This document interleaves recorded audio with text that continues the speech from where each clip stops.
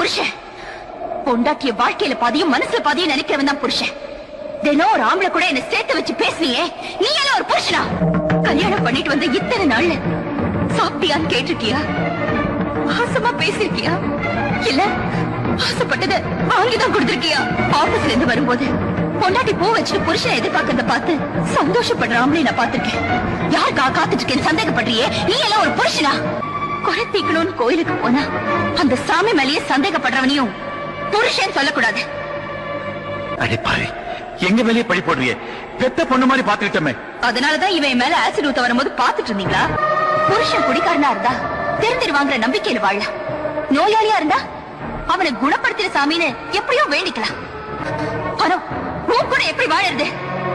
உன்ன மாதிரி ஆளுங்க கூட அழுதுகிட்டே காலம் தள்ளுறதை விட புருஷனே இல்லன்னு நினைச்சுக்கிட்டு தனியாவே வாழ்ந்துடலாம்.